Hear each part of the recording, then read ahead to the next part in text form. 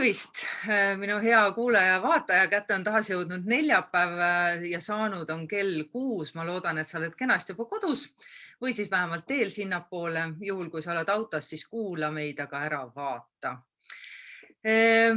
Mul on hea meel tervitada sind, kust iganes sa vaatad, kas Inspiratsiooniraamatukogu Facebooki lehel või Inspiratsiooniraamatukogu kodulehel või Inspiratsiooniraamatukogu YouTube'i kanalil. Ja täna räägime taas inspireerivat juttu ja mul on tohutult hea meel, et minu külaliseks on täna alati särav ja alati mulle tundub, et üdini ehe Evelin Ilves. Tere, Evelin! Tead, kui ma mõtlesin täna selle peale, et... Ehe on suveniir meil. Ah? Ehe on suveniir meil. Ehe on suveniir. Aga no miks ka mitte, on ju? Tead, kui ma mõtlesin täna, et mismoodi ma sind või et mis mulle sinuga üldse nagu seostub kohe, siis mul tuli hästi naljakas assotsiatsioon. Mulle nimelt meenus üks Aarne Oidi poolt koostatud lauliku Laulge kaasa number 40, mis on välja antud aastal 1975. Seal on üks laul Gennadi Danieli Armastus, leib ja lilled. Ja see algab selliste sõnadega, et pilvelaeval sõudsin tookord masu juurde päiksekiirtest teel. Väga ilus. Ja refrään on armastus ja leib ja lilled elujuured maailmas. Armastus ja leib ja lilled kõigi jaoks on rõõmude häll. Mis rolli sinu jaoks on mänginud armastus ja leib, olgu see siis karjapagari Evelini leib või leib töömetafoorina ja lilled? No ma arvan, ma võin sellele täitsa hästi meelsasti alla kirjutada, et need on kolm võib-olla sammast. Kui mina räägin inimestele elu olulistest alustaladest, siis mul on alati 4 sammast kuidagi. Sellepärast, et 4 peal on nagu stabiilsem seista. Jaa, ka õige. Mis sinu 4 sammast on? No tead, üldiselt nad on erinevatel aegadel võib-olla natukene erinevad, aga laias laastus on need 4 sammast, millest ma teistele räägin, ka minu enda jaoks tegelikult olulised. Ma arvan, et olnud läbi elu ikkagi need samad. Et võib-olla ma nimetan mõndasid asju lihtsalt erinevalt, aga esimene asi on suhted. Armastus. Armastus, jah, täpselt. Selle asja nimi on armastus, tõesti, suhted. Aga suhted sellises laias laastus, armastus kõige laiemast tähenduses, et alates siis ema ja lapse või 2 inimese vahelisest armastusest, õpetades armastusega oma maa suhtes ja kõige elava suhtes iseenesest. Teiseks, mõtlen, mis järjekorras ma neid siin ütleksin. Et teiseks, ma arvan, et eneseteostus. Ja eneseteostus täpselt samamoodi hästi laias võtmes, aga sinu autori, kuidas sa hääldad teda? Chatterjee. Jah, et tema selle ikigai järgi on siis tegelikult eneseteostus ongi see sinu ikigai. Ehk et see tähendab, et sa oskad teha midagi, mida sa väga armastad, mis läheb teistele ka korda ja ideaalis toob sulle veel leivagi lauale või vähemalt midagi sellist, mis aitab sul elada. Et see on täiuslik eneseteostus ja see on ikigai. Kolmas väga oluline asi on liikumine. Ja need kõik on väga laiad mõisted, aga kui me lihtsalt taandame iseenda kehale selle, siis keha sureb, kui ta ei liigu. Ja kui me läheme teise äärmusesse, siis tegelikult kõik on muutumises. ja kui sa seda aktsepteerid või sellega elama õpid, sellega, et kõik on liikumises, kõik on muutumises ja liikumine on elu alus, et siis saabub sulle sisemine rahu iseenesest, sest kõige rohkem ärritab meid ju tegelikult teadmatus, eks ju. Ja see, et mõnes mõttes, et kõik muutub kogu aeg, eks. Ja elu on ju selline. Tegelikult kohanemine ju ühtepidi, see oskus muutustega kaasa minna ja mitte vastu vaielda. Jah, et oskus lasta ikkagi lainel ennast kanda, eks ju. Et kui sa kogu aeg niimoodi vastuvoolu ujud, et vastuvoolu on ka vahel hea ujuda, et siis võid mõne uue suuna leida ja treenid ennast kõvasti, eks. Aga kui lainel kanda lased, see on ju kõige mõnusam tunne iseenesest. Ja siis 4. sammas on hinge toitmine. Et see on siis, ma ei tea, võib-olla lihtsas inimkeeli öeldes ilu, et sinu elus oleks ilu. Et kas sa lood seda siis ise või sa suudad märgata teiste loodud ilu, olgu see teise inimese või olgu see looduse loodud ilu, et sa seda iluaistingut suudad vastu võtta. Et ma just lugesin taaskord ühte päris niisugust huvitavat, see oli hästi teaduslik artikkel sellest, kuidas aju toimib ja miks me märkame või valime alati sellised näiteks negatiivsed uudised, eks ju, et miks need müüvad kõige paremini. Et siis evolutsiooni käigus aju lihtsalt on kõik need 1000 aastat õppinud märkama negatiivset sellepärast, et ellu jääda, eks ju. Et see aju omanik jääks ellu, et ta suudaks põgeneda või siis vähemalt selle halva asja ära lahendada, eks ju. Ja nüüd, kui selles kaasaegses elus võib olla selliseid asju, milleks aju on treenitud, et ta peab märkama selleks, et meie elu pidevalt nagu päästa, eks ju. Kui selliseid asju on võib-olla mõnes mõttes vähem, et siis ajule tuleb lihtsalt õpetada märkama ilusat ja head ka. Kuidas sa seda teed?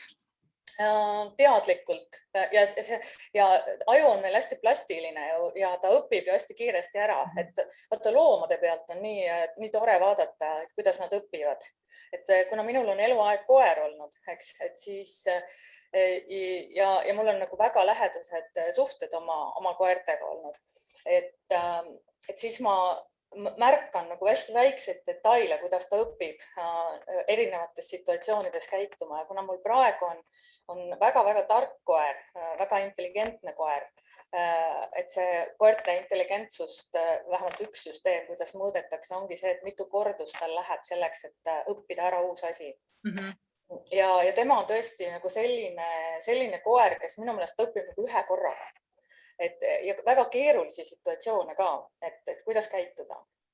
Et siis see minu jaoks on selline, et kuna ma tema pealt, eks ju, märkan, kuidas ta õpib, et siis ma märkan ka enda aju pealt või enda selliste, reaktsioonide pealt, et kui ma järjekindlalt vaatan näiteks, kuidas puud lähevad õitsema ja lilled vaikselt avanevad, uued taimed tulevad, et siis ja kuidas see mulle mõjub, eks ju, et siis seda rohkem ma tahan seda vaadata ja vahel ma tahan vaadata ka läbi makroobjektiivi lausa ja see, kui sa tunned, eks ju, ise, et mida see sinu kehas teeb, et kuidas su õnnehormoonid,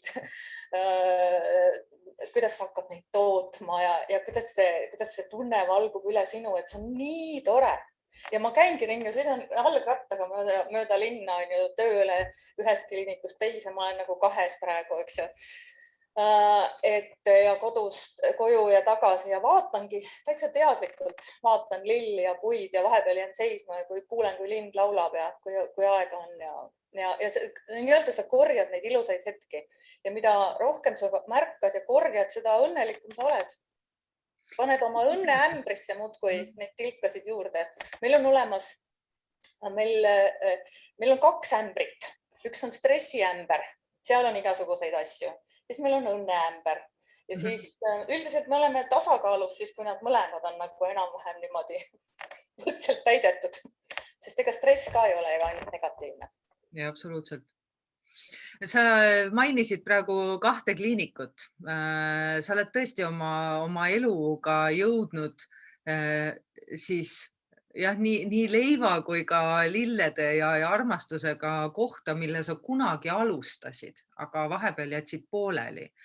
Et sa oled töötervishoiuarst, värskelt Confidos ja vahepeal sul oli isegi arstiõpingutes selline pikk paus sees ja sa jätkasid kogu seda teekonda minu teada vist 2013. aastal, kui ma ei eksi.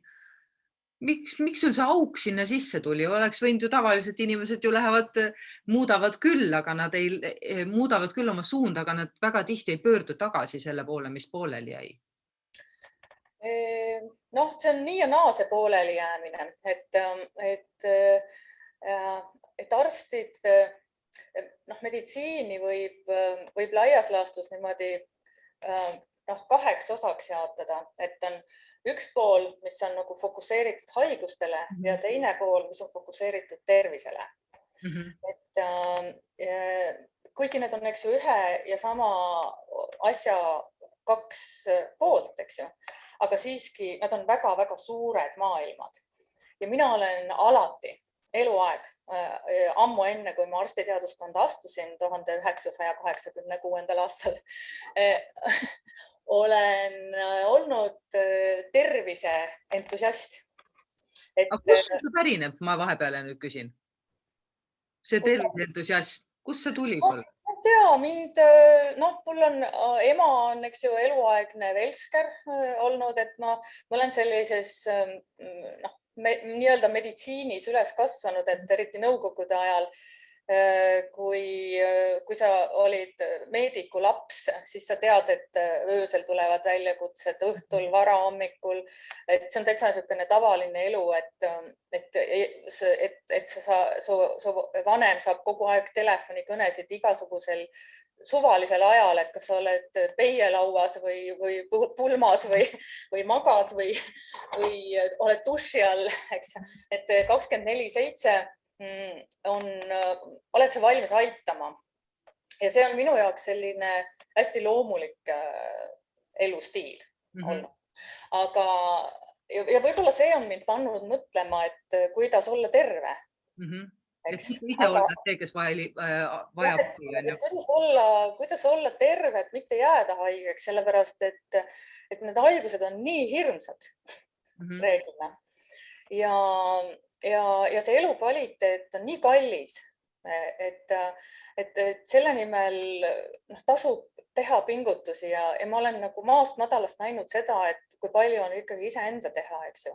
Loomulikult on ka päris palju, mida sa ei saa mõjutada, et oma geene ei saa mõjutada, keskkonda on keeruline mõjutada, kuigi siiski ka seal on meil valikud ja tihtipeale isegi kõige halvemas olukorras meil ikkagi on valikud. Ja halva olukorra teeb palju kergemaks see, kui sa tabad ära, et sul on valikud ikkagi. Siis, kui sa ei saa valida, et siis sa oled nagu tupikus. Aga reeglina tavaliselt ikkagi saab. Ja hästi paljud ju noored, kes lähevad arstiks õppima, nad lähevad sellepärast, et neid huvitavad haigused. Et see on ju see, kui arst ütleb, et issand, mul on nii põnevad patsiendid, on ju, et see on nii huvitavad sellised haigused, et see on ju tavaline, eks. Ja siis me oleme ise ju õnnelikud, kui me satume sellise tohtri juurde, kes väga armastab oma tööd, on väga süvitsi huvitatud nendest haigustest ja mida rohkem sa oled huvitatud, seda rohkem sa ju tead, eks ju. Et sa oled valmis ka vabal ajal, puhkuse ajal ikkagi nende teemadega tegelema, et see innustab sind, eks. Ja selleks, et olla arst, selleks sa peadki iseenesest 24/7 tegelema oma alaga. Aga mind huvitab tervis ja selles mõttes ei ole kunagi minu arengusse jäänud auk selle koha peale, sest ma olen kogu aeg nende teemadega tegelenud. et vabandust, et isegi siis, kui ma pärast ülikooli läksin majandusjuhtide instituuti tööle, lihtsalt proovi mõttes kandideerisin keset lõpueksameid ja üllatusega võitsingi selle konkursi, eks.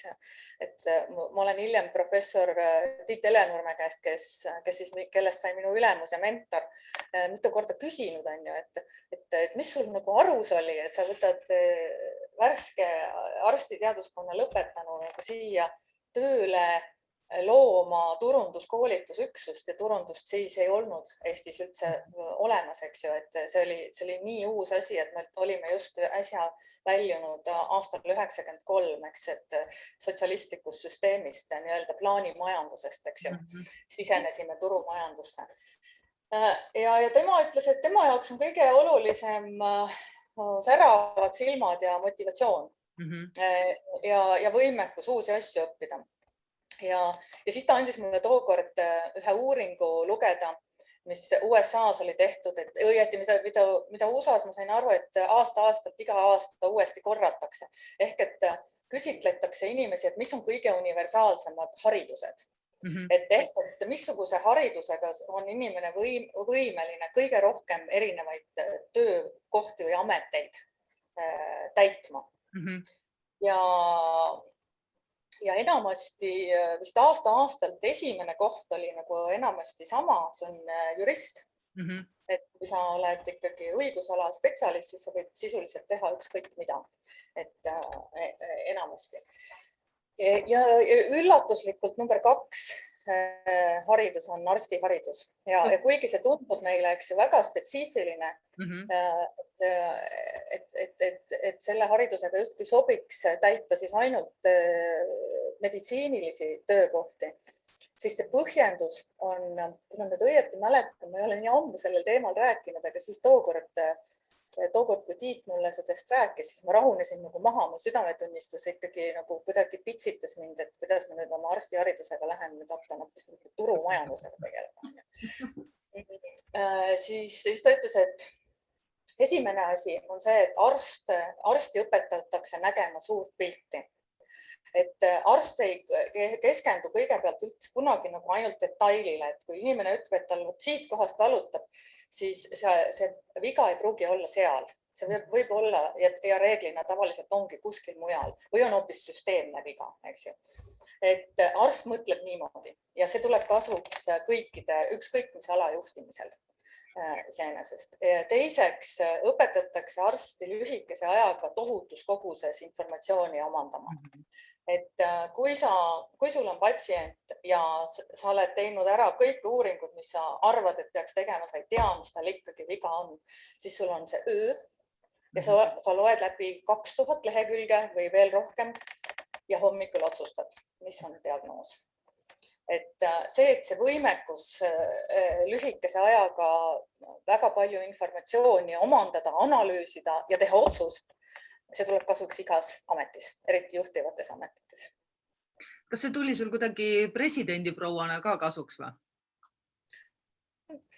Ma arvan, et minu selline mõtlemine on juba aastaid, võib-olla isegi 20 aastat selline olnud, et inimesel on teekond ja kõik, mida ta sellel teekonnal kohtab, tuleb talle kasuks. Et see kas õpetab midagi, annab talle juurde midagi või aitab tal millestki lahti öelda.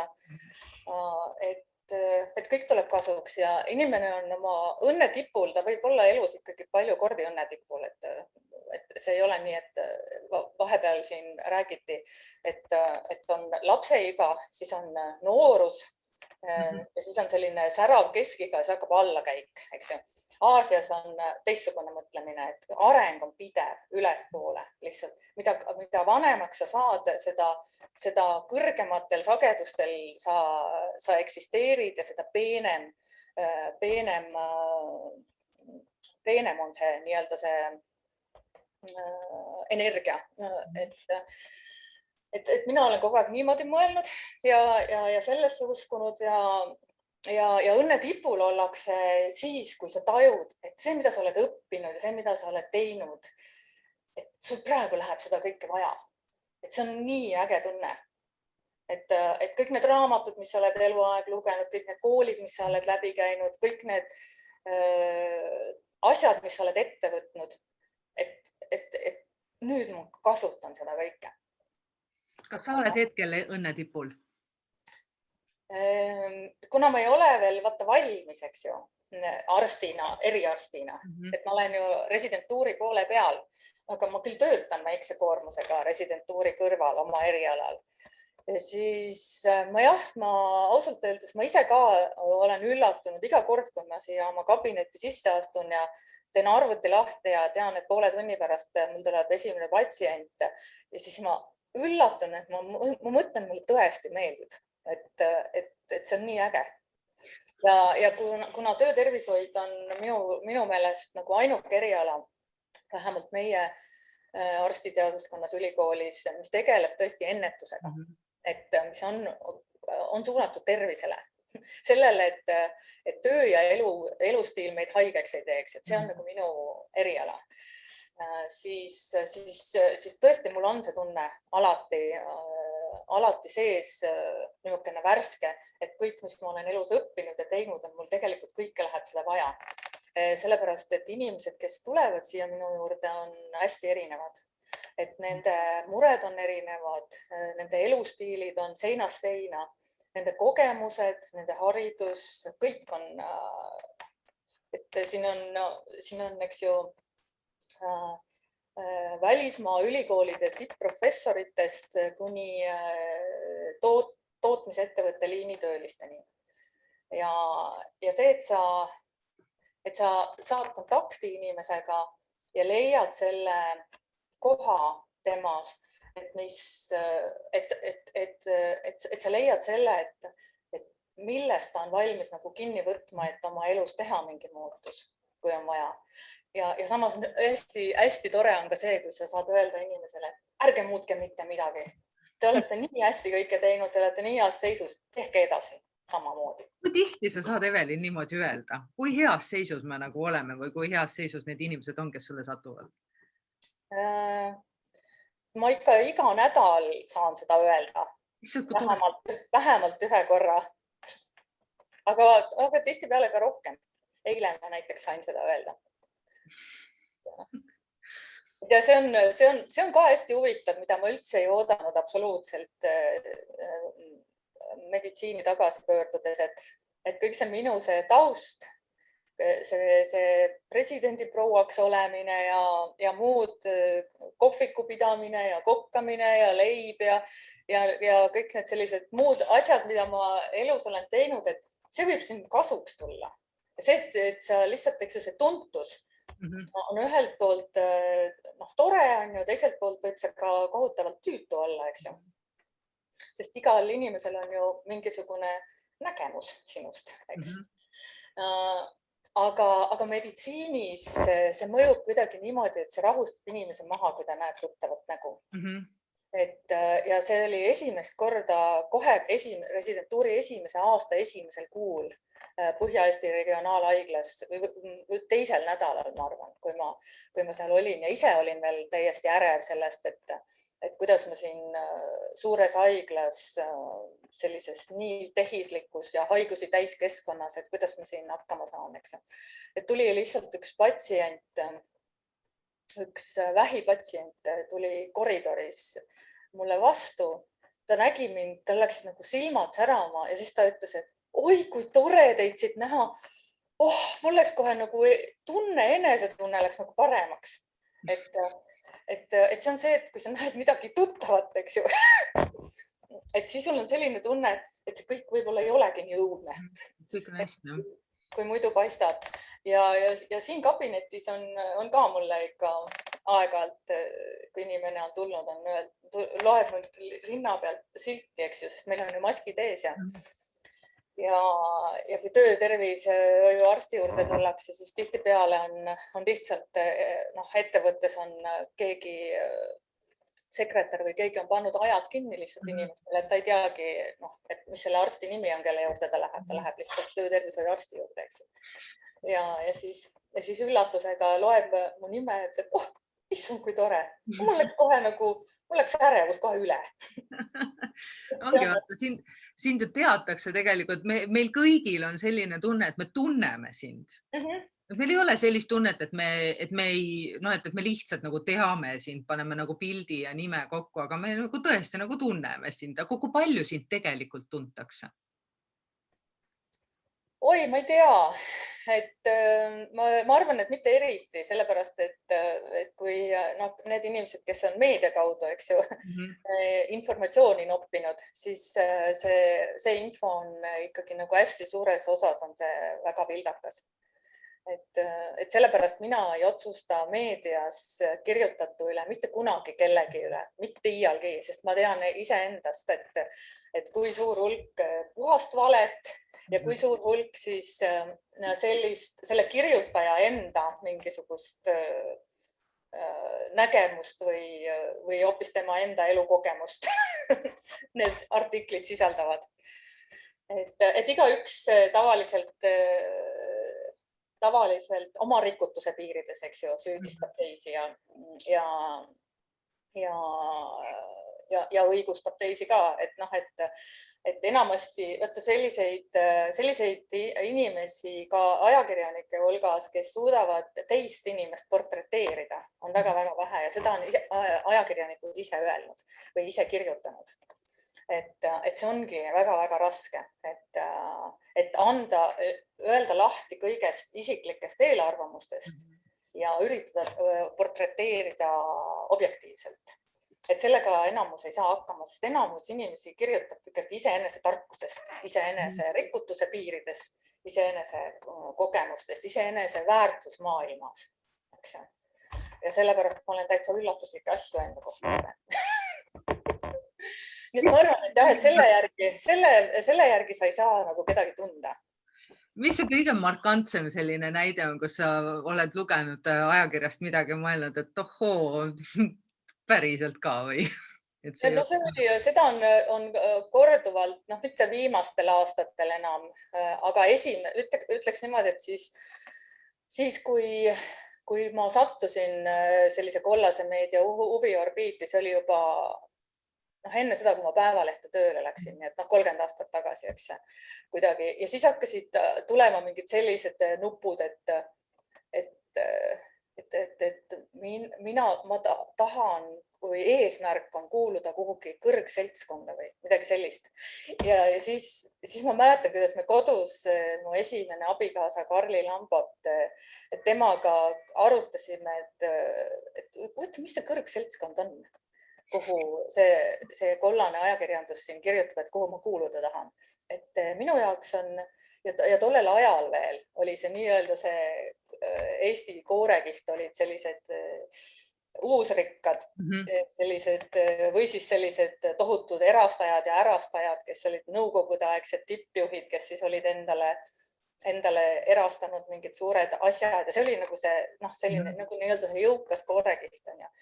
Et kuhu mina ei ole mitte iialgi soovinud kuuluda.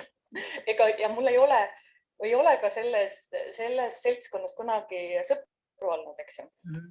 Et minu jaoks on see nii-öelda see koorekiht või see kõige kõrgem seltskond on minu kallid inimesed.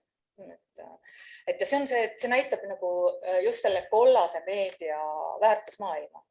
Et nende jaoks on need rikkad ja ilusad ju kõige suurem koorekiht ja eriti palju saab raha teenida siis, kui neil halvasti läheb, eks. Jumala tõsi. Ja või siis see elu peab ikkagi olema nagu Ameerika mägedel, et tõstan üles ja langetan porri, tõstan üles ja langetan porri, et niimoodi on see efektiivsusest kõige suurem. No kui palju sa enda peal seda nagu tunnetanud oled? Ega sul mingi periood, ma vaatan nagu tagantjärele ja toona ka, kui kirjutati sinust midagi, ega sulle väga palju nagu armu küll ei antud. Et kui palju see sulle nagu naha vahele läks ja kui palju sa nagu tunned, et täna on see suhtumine nagu muutunud? Esiteks see, kes on nii-öelda suurel laval, eks ju, kõikide jaoks nähtaval ja mõnes mõttes nagu kõikide oma, et siis tema kohta treitaksegi nii palju negatiivset kui vähegi võimalik, sest see müüb, eks me alustasime juttu sellest, et meie aju juba on aastatuhandete vältel õppinud välja valima, tegema valiku, et omastada negatiivset infot, et see kuidagi erutab meid, eks ju. Ja see on äri, et kuna ma olen meediaäris ise olnud, ma olen 6 aastat olnud Eesti Päevalehe reklaami- ja turundusdirektor. Ma olen vastutanud selle eest, et see leht raha teeniks. Nii tehtaks. Ma tean, kuidas see äri toimib.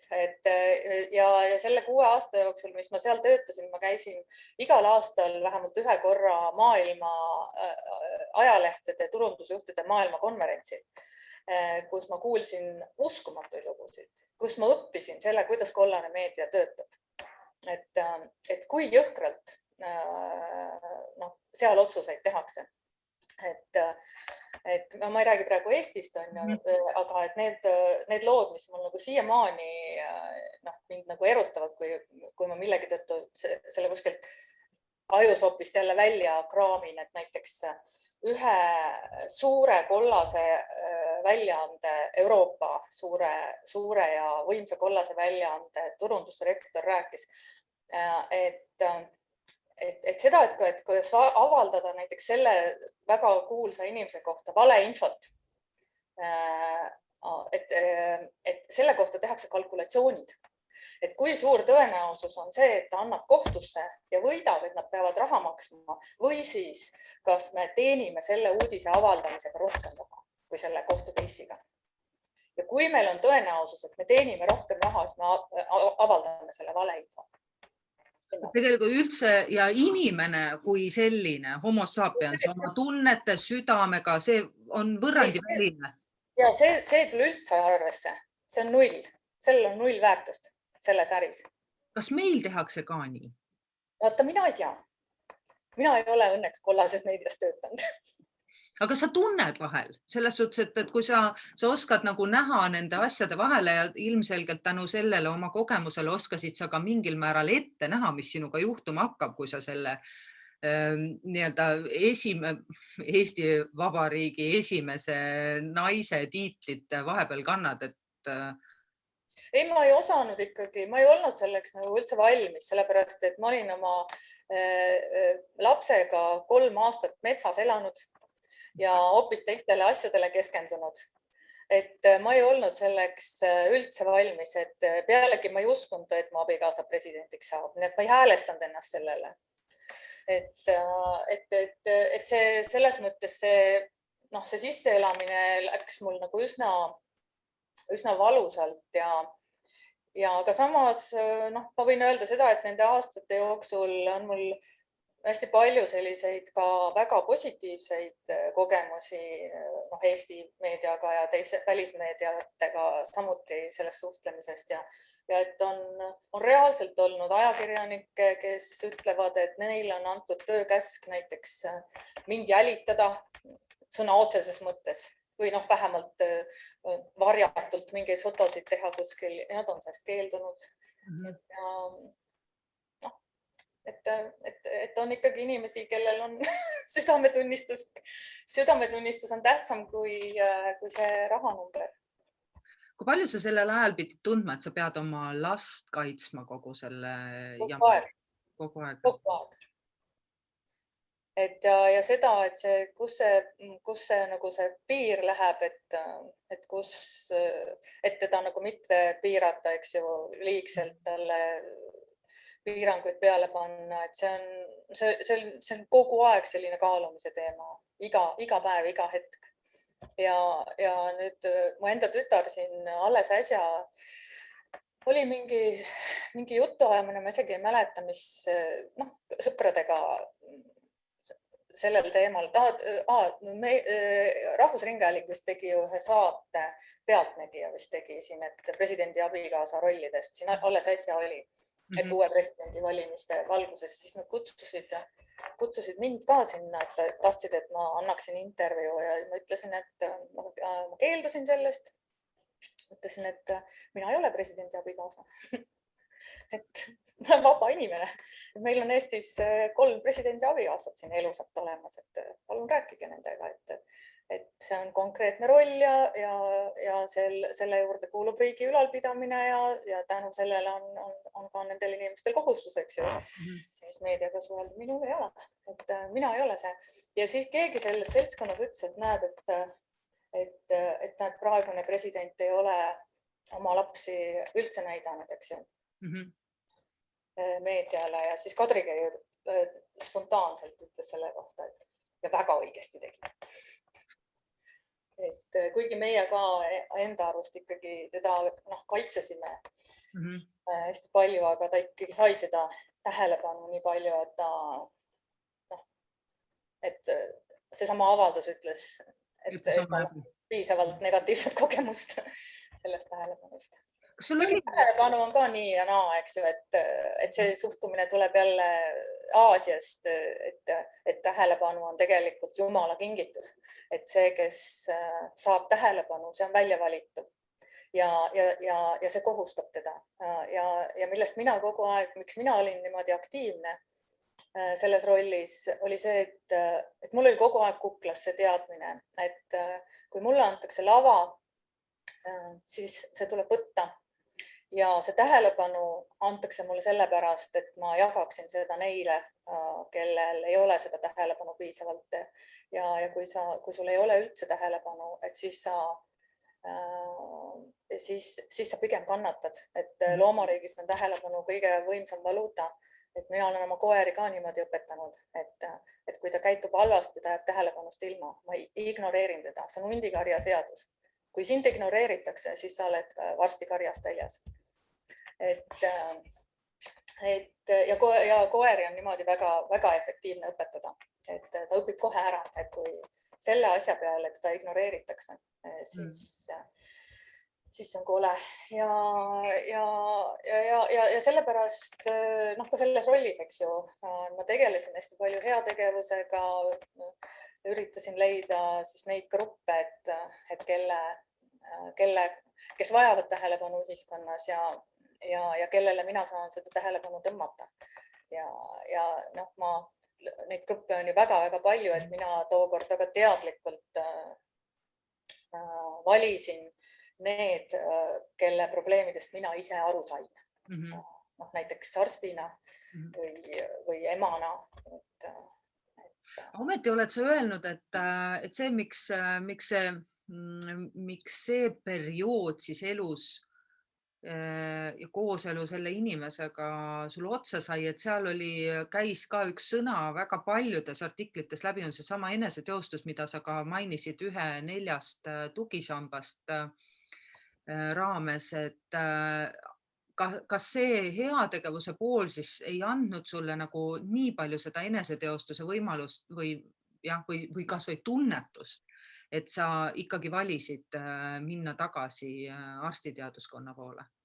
Ei, ta annab seda tunnetust muidugi ju väga palju, aga sul ei ole mingit vabadust. Et sul ei ole finantsilist vabadust. Ega sul ei ole reaalselt lihtsalt inimesena vabadust otsustada oma elu üle. Ja see tegelikult on väga ängistav. Ja inimesed kohanevad sellega erineval moel.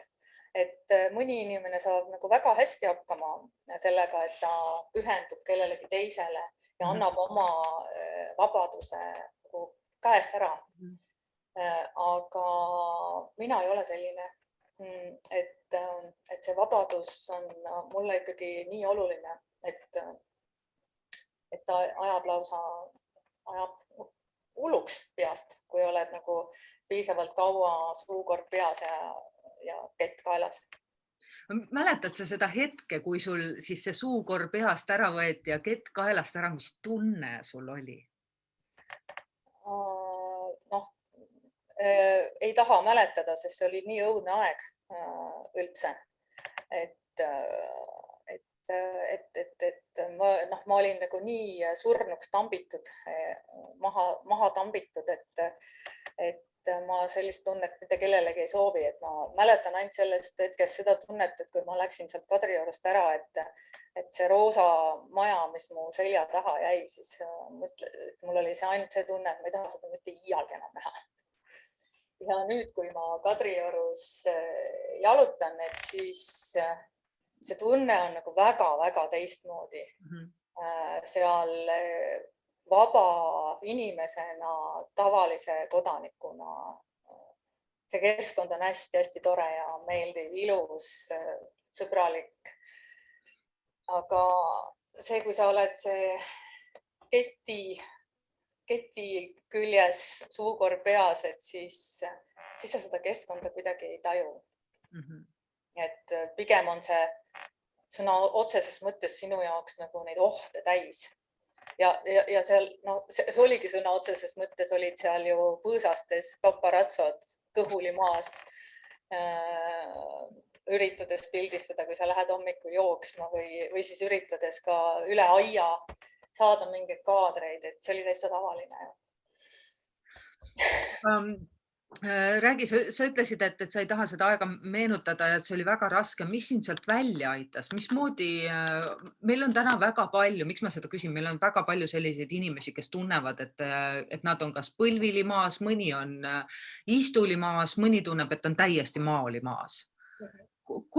Mis olid sinu jaoks need esimesed asjad, mis panid sind püsti tõusma, edasi minema, üldse homsesse uskuma, homset nägema? Kõigepealt kõige olulisem on keskenduda iseendale. Et nii kaua, kui sa arvad, et kõik teised kuidagi nagu mõjutavad sinu elu või on süüdi milleski või mis iganes. Nii kaua on sinu see kesktelg selle süüdi oleva või põhjustaja poole viltu. Inimene on kõige tugevam siis, kui ta on ümber oma telje, nagu ümber oma selgroo koos. Ja eriti, kui tal on veel juured maas. Ja siis see on nagu ainus eeldus tõsta oma tiivad ja tõusta lendu. Ja siis ta on kõige tugevam. Ja ma lihtsalt alustasingi sellest, et ma korjasin iseenda kokku ja üritasin üles leida selle vaikuse enda sees. Et ma lihtsalt loobusin kõikidest asjadest. Loobusin, andsin ära selleks, et olla lihtsalt iseennast kuidagi üles leida. Ja ma lükkasin edasi mingisuguseid kõiki otsuseid ja kohustusi ja endale võtta, et ma lihtsalt mõtlesin, et ma proovin vaikselt, tegin endale lepingu iseendaga, et kui ma teen sammu ühes suunas ja see ei ole õige suund, et siis okei. Et ma ju tegelikult ei tea üldse, ma ei tea enda turuhinda ega turuväärtust sõna otseses mõttes. Ma ei tea, millega ma hakkama saan, mis sorti tööga. Ma olen 13 aastat tööturult eemal olnud. Ma ei tea, mis minu hind on, tunnihind näiteks, eks ju. Et ma ei tea, mida ma oskan ja ma ei tea, kas see, mida ma oskan, selle eest ka midagi palka makstakse. Ja ma ei tea, kas see, mida ma oskan, kas ma tahan seda teha päevast päeva. Ja teisalt on minu vastas see tööturg, kes kõik arvavad, et sa ei pea ju kunagi enam tööd tegema. Peetakse üleval. Et selles mõttes, et ka sõbrad, ettevõtjad ei tulegi selle pealegi, et sul võib tööd olla vaja. See tavaline lihtsurelik. Jah. See on tegelikult nagu hästi keeruline situatsioon ja kõikides sellistes hästi keerulistes olukordades aitab ainult see, kui sa põhimõtteliselt keskendud nagu iseendale. Et sa ei tegele teiste inimestega, teiste asjadega, ka teiste probleemidega. Et sa üritad nagu kuidagi iseendasse nii tillukese kui võimalik sellise mingi tasakaalupunkti, mingisuguse ruumi luua, kus sa saad olla. Kas sul olid mingisugused viisid, metoodikad, tegelesid sa mingi meditatsiooniga, mis mis sul seal tööriistakastis oli, millega sa sealt välja tulid? Minu laps ja minu koer. Loodus. Ühesõnaga suhted ja ilu. Jaa, loodus on alati mind väga-väga palju aidanud nagu laadida ja nii maha laadida kui üles laadida.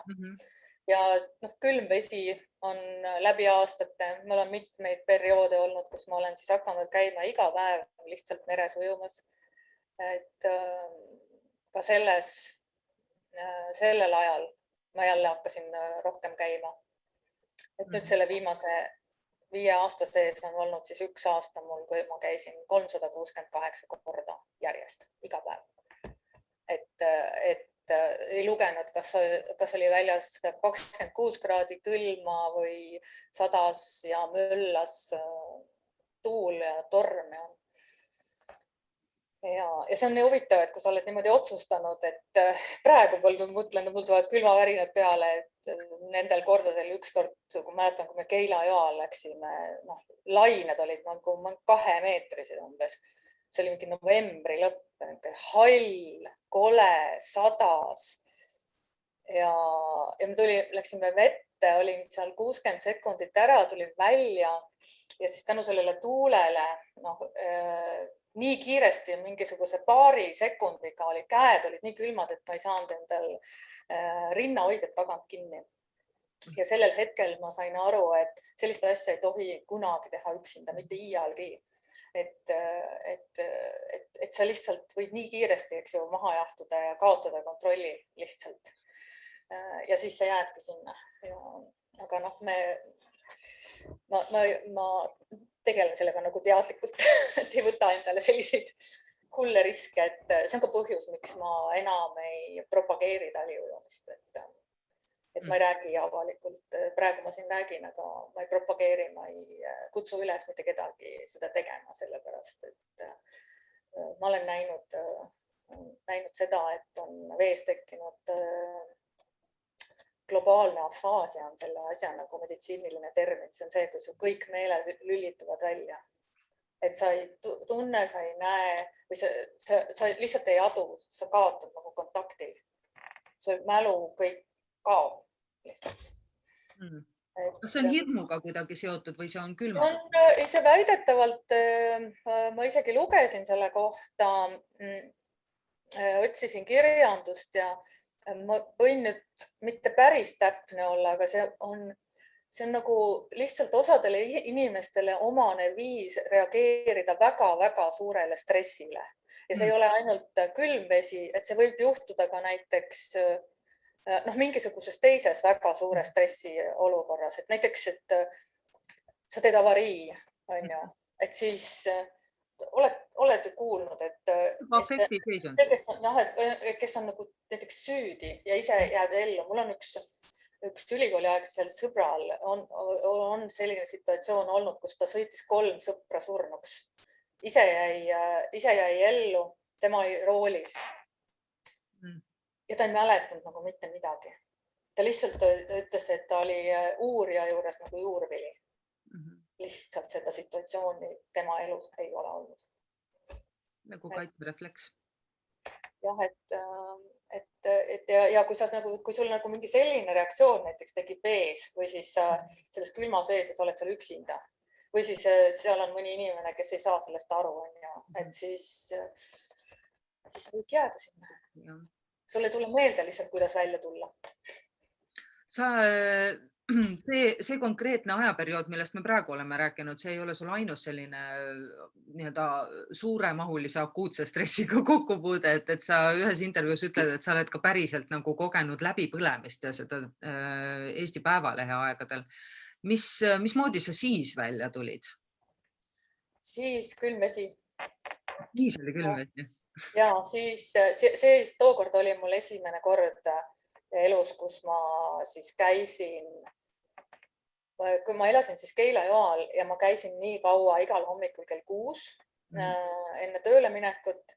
Ma käisin koeraga, jooksin tiiru ja siis läksin mette ja ma käisin nii kaua siis, kuni see meri läks jäässe.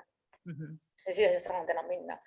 Ja see oli nagu nii pime ja merre ei ole mõtet mingit auku teha ja ma tegelikult nagu sisemus ütleb, et kui looja kaanetab veekogu kinni, et siis ei ole nagu vaja minna, et seda lõhkuma ei ole vaja minna ja ma ei ole seda kunagi teinud ka. Et mis ei tähenda seda, et kui looja kaanetab siin ühe koha merest kinni, et siis ma ei lähe otsima teist kohta. Vabaks jätnud. Et kui ikka suur isu tuleb peale, et siis küll ta leiab selle võimaluse. Aga siis ma tegin niimoodi, et ma proovisin tookord kõik ära, antidepressandid, sellised psühhoteraapiad. Nendest kõikidest ma loobusin suhteliselt kiiresti, et mind lihtsalt ei kõnetanud. Tablettides ma pole kunagi elus uskunud, et küll nad võivad mõnikord olla vajalikud, kui sa oled ikkagi nii sassis või su lihtsalt ajukeemia on nii sassis, et see vajab abi. Aga muidu tegelikult inimene on niivõrd geniaalne süsteem, et tegelikult ta toimib niimoodi, et kui sul on keeruline situatsioon, siis mida rohkem sa neid segajaid ja lisakoormuseid suudad maha võtta, seda rohkem sa vabastad keha jaoks seda võimet ennast ise tervendada, et keha on ju mõeldud. Ta on palju parem enesetervendaja kui mis tahes teraapiad, eks ju. Ja siis ma käisin ka ravitsejate juures, näiteks Vigalasassi juures, ma mäletan. Et see ei kao mu mälust mitte kunagi. See vist ei kao kellelgi, kes seal käinud on. Kohe, kui ma sisse astusin, ütles, et sa oled ürgne Eesti naine, sul on vaja noort ja tugevat meest. Ja ma olin siis just suht värskelt armunud oma eksabikaasast. Ma olin nii solvunud selle peale, et ma keerasin otsa ümber ja mõtlesin, et ma sammun siit lihtsalt välja. Et mis siis, kui ma nii õudselt ürgne ja väekas naine olen, aga nagu niimoodi. See on puhas solvang ja siis ma jõudsin, see on selline ilus veranda seal Saaremaal ja selles majas klaasist. Mäletan, ma jõudsin sellesse klaasruumi ja siis seal tuli mulle vastu Elo, noor abikaasa. Ja ütles, et mis sul viga on? Sa käid siin nagu mingi fuuria. Et minu arust on täitsa normaalne, et kui sul on nagu selline vanem mees, et vahepeal tuleb siis mõni noorem ka võtta. Kui on siuke tunne. Ja siis vaatas mulle niimoodi otsa. Siis oli mul nagu teine šokk. Ja siis me rääkisime natuke Eloga seal juttu, siis ma keerasin otsa ringi ja läksin sassi juurde tagasi. Ja siis me rääkisime seal südames, siis ta andis mulle mingi droogi, ma ei mäleta, mis see oli. Aga lõpuks minu selline nii-öelda väljatulek sellest burnoutist hakkas ikkagi siis, kui ma jõudsin ühe nõelraviarsti juurde. Ja sellest ma olin, eks ju, ma tahtsin ju kunagi psühhiaatriks saada ja olin nendel teemadel nagu hästi palju lugenud ja ennast harinud juba kooli ajal, eks. Et ma mäletasin hästi, et selliste ärevuse, meeleoluhäirete ja depressiivsete teemadega, et sellest, et see paranemine hakkaks. Et selleks inimesel on vaja tunda uuesti seda rahu. Ta peab uuesti kohtuma selle oma sisemise rahutundega. Et siis ta teab, et see on nagu tegelikult olemas.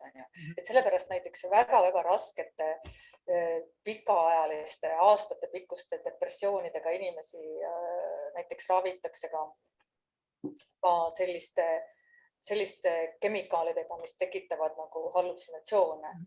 Ma lihtsalt äsja lugesin selle kohta ühte uuringut, et selle mõte on see, et kui sellel inimesel, kelle jaoks kõik on hall, midagi ei järista enam ja ta millegagi nagu kontakti enam ei saa.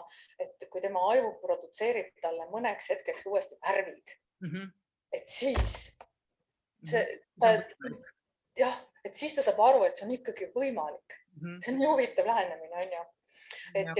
Aga sellest tollest episoodist oma elus ma õppisin seda, et enda peal, et see, et kui sa uuesti saad selle kas või 5 sekundiks selle rahu tunde tagasi, et sellest hetkest on paranemine võimalik.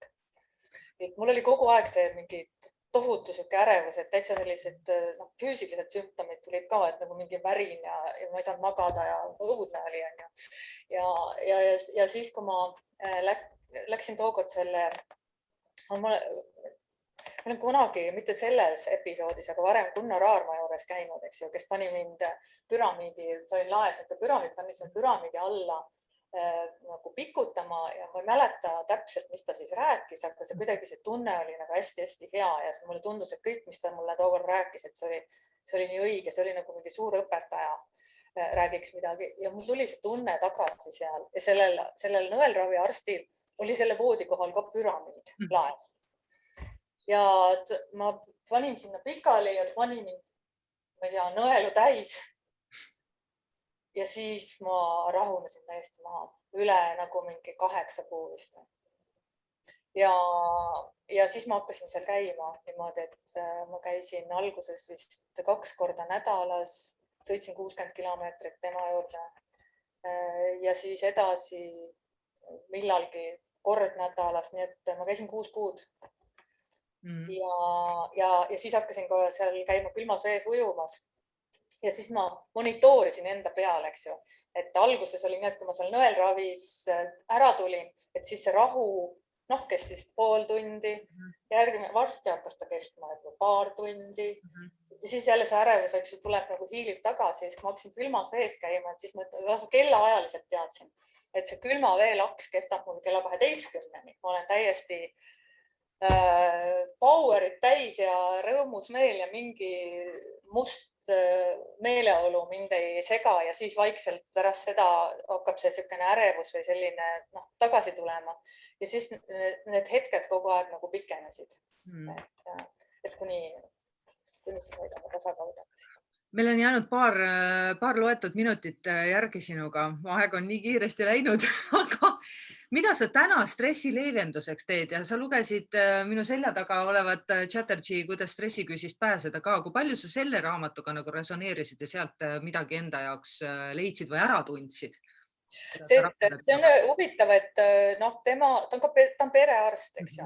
Ja ma olen tema artikleid sattunud lihtsalt lugema. Ma loen erinevaid blogisid ja järgin mõnda sellist ühte anti-agingu arsti ja selliseid nagu hästi nii-öelda raamidest väljas mõtlevaid meedikuid, kes siis ei karda öelda, et need sellised iidsed pärimusmeditsiinid, et nendel on ikkagi ka väga suur väärtus, eriti kui me räägime tervise säilitamisest, eks ju. Et võib-olla, kui sa oled haige juba, eks ju, see haiguse ravimine, see on nagu teine teema, et aga räägime tervisest, et siis tegelikult me mõtleme nagu hästi sarnaselt. Et ma lihtsalt lugesin seda tema raamatut, kui sa selle mulle kinkisid, see on nagu minu kirjutatud. Ja ma räägin nagu samu asju. Töötervishoiu arst saab seda endale lubada, sest tema ülesanne on see, et inimene ei jääks haigeks, eks ju. Et ta leiaks omale alati mingisugust uut motivatsiooni, midagi enda heaks teha. Ja siis tema see ikigai teooria, eks ju. Et see on mind saatnud ikkagi, ma ei tea, aastakümneid ja ma tean, kui oluline see on, et ka siis näiteks, kui ma hakkasin kohvikut tegema sellepärast, et see oli üks konkreetne asi, ma tean, et ma oskan süüa teha. See on väga lihtne see söögi tegemine on nii-öelda basic value, eks ju. Et see on nagu lihtne töö ju, eks. Et see on kätega töö. Ja see, et kui sa oled tohutu pika haridustee maha käinud, et see tavaliselt lihtsalt inimesed vaatavad imelikult, et kui keegi hakkab nagu selle pealt mingit lihtsat tööd tegema. Aga mina lihtsalt tundsin, et ma peangi nagu olema hästi väike selleks, et nagu uuesti kasvada ja tegemagi mingit väga lihtsat asja selleks, et uuesti ennast üles ehitada. Ja sellesama selliste heade kookide tegemine ja ilusa keskkonna loomine või hea toidu laiemaltki, meisterdamine, eks ju, ja serveerimine ja inimestele selle elamuse tekitamine. Ma saingi täpselt selle tunde, selle ikigai tunde tookord kätte, et see on midagi, mida ma armastan. Mulle nii meeldib teha ilusaid, häid sööke. Ja teistele meeldib neid süüa. Ja raha tuli ka natukene selle eest, et see on küll maailmas üks raskemaid eneseelatamise viise. Füüsiliselt väga-väga raske töö, et väga pingeline, et siis kui teised lähevad magama, siis sina hakkad järgmiseks päevaks kooke küpsetama ja niimoodi päevast päeva. Ja see, mis sulle aitab seda teha, on ainult see, et vaatad peeglisse, et ise tegid, keegi ei käskinud. Ise tegid. Aga sa liigud ka ju igapäevaselt, et üks asi on see, et koer tahab, aga sa vist, sinu jaoks vist koer pole see. 4 sambast on liikumine.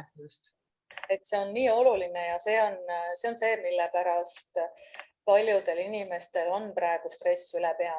Need, kes on jäänud kas kodukontorisse või kaotanud töö, on kuidagi kaotanud motivatsiooniga liikuda. Muidugi ka neid võimalusi, eks ju, need, kes käisid spordiklubides või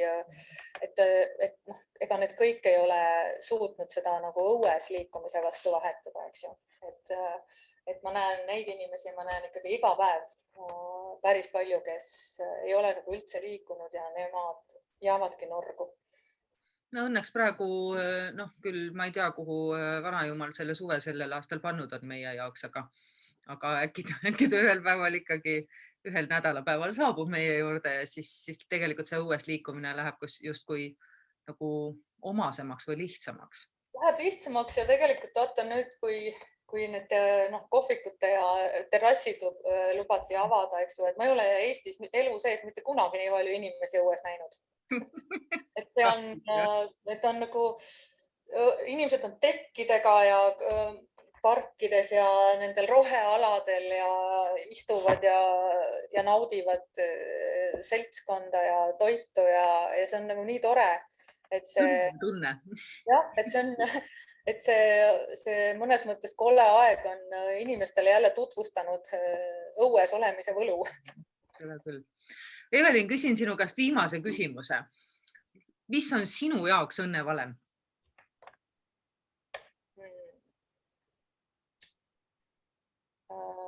Õnnevalem on iseendaga hästi läbi saada ja siis seda head tunnet teistega jagada.